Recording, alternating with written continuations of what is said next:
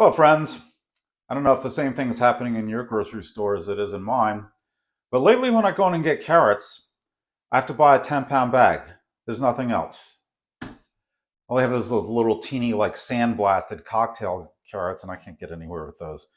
So, invariably, when I make a recipe that needs one or two carrots, I'm left with 20 zillion carrots in the bottom of my refrigerator. They start going all limp and yucky, and I got to do something with them. So, one great thing to do with excess carrots is what we're going to be making today, carrot soup. The thing I really love about this soup is it works both in summer and winter. It's a nice medium soup. It's not too heavy. It's also very colorful. It makes a great first course in any dinner, and I hope you like it. Okay, so these are pretty much all of our ingredients here. We're going to have a medium onion, 5 or 6 carrots, a couple of small potatoes, some bay leaves. And what we're going to start off with first is chopping our onions.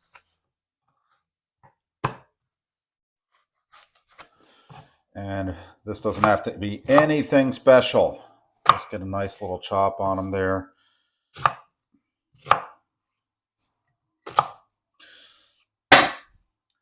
And the onion and our 2 bay leaves are going to go into our pot, and we're going to cook them until the onions are translucent, about 5 minutes or so.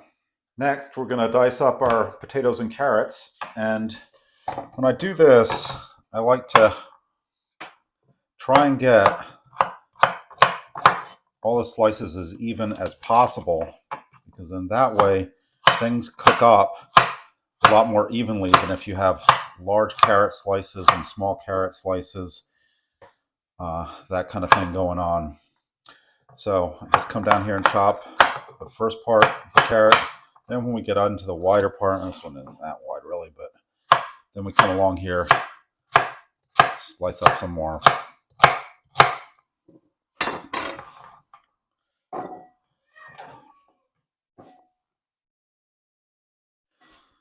And let's throw in a potato. We're also dicing this, and again, trying to get it about the same as the carrot in terms of size.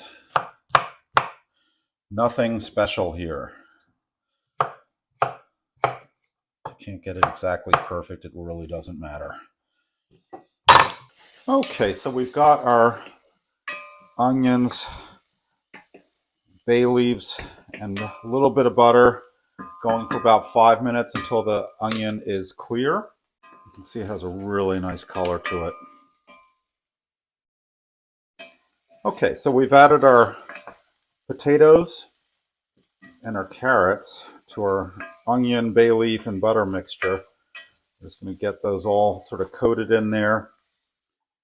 I'm going to let this cook, stirring occasionally for about 7 or 8 minutes. Okay, so we have simmered our soup for 20 minutes on the stove, and it has a really nice color to it and everything. The smell is amazing. At this point, we need to puree it. And I have a confession to make. I don't even own a blender anymore. And this kind of thing is one of the reasons why. I find that anytime I put anything that's like even warm into a blender and blend it, it explodes all over the place. This is a little bit more than warm. It's still steaming a little bit. I would never, you really have to let this thing cool if you're going to put it in a blender. And it just doesn't work for me. Plus, anytime I've ever had one, I don't really use it that much. And then somebody is making margaritas in it. And the next thing I know, I've got people all over my house. I don't know who they are drinking margaritas and running around with like alcoholic slush drinks and stuff. And who needs that? So here, we're just going to use a different method, which is kind of risky. Okay, as you can see, I've set my pot in the sink.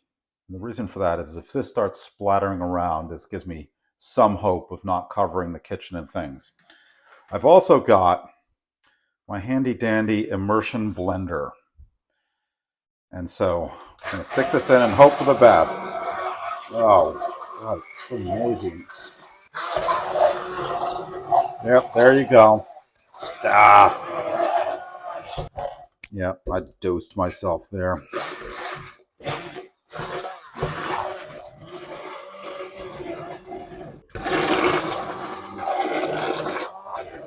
There we go. That's pureeing out there. Nothing but the finest. Look at that fine carrot soup. Okay. That was perfectly hideous. And now we're going to heat our puree soup back up a little bit. And we're going to add 400 milliliters of whole milk. You could probably use skim milk if you have to, but I'm just not the biggest fan of it for cooking. For drinking, I'm fine with it, but for this, you can see we get like a really nice color to it. And really, at this point now, we're just going to warm it up, but it's nice because you can have it made to this point ahead of time and then just reheat it as part of a full dinner if you would like. And here you can see I've given it a little topping with some heavy cream and run a little knife through it to get the little spiky effect there. And this really makes a very nice lunchtime soup or opening soup for, you know, a more full meal. And most importantly, it uses up a lot of your carrots. Okay, it's time for another Rupert Cook segment on the gadgetry used in this episode. So, as I mentioned, I don't even own a blender. I've just always had trouble with them, either putting warm things in them and having them explode, or I just come home and there's some chicken here, like making the margarita drinks, and the hot tub's a mess, and it turns into a thing. Plus, half the time I buy them, I don't spend enough on them, and they're just sucky, and they just spin stuff at the bottom, and the stuff all at the top is just perfect. It's perfectly intact.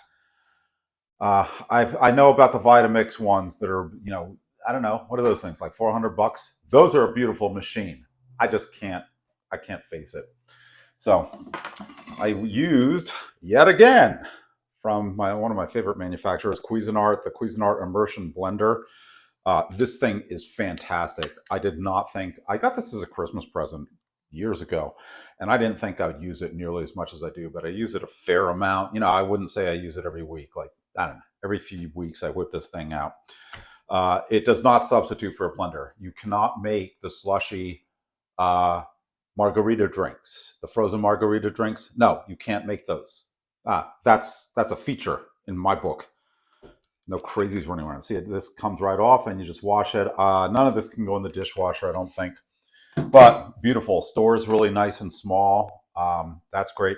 The other thing is this Staub cast iron sort of Dutch oven thing. This is I think it's a 4-quart. This is an especially good one if you want to get a quality piece of the enameled cast iron stuff. Le Creuset makes stuff, Staub, and then you can also get Lodge, that kind of thing. Staub is sort of, you know, very high end, up there with the Le Creuset stuff, and you can start spending a lot of money very quickly. But if you pay attention, this 4-quart Staub in a variety of colors is often on sale for like $90, which in this realm of French cast iron cookware, $90 is about as cheap as you can get anything for. I'm going to do a full cast iron special at some point in the future where I go through all of this stuff. But this was my first Staub piece. I got it.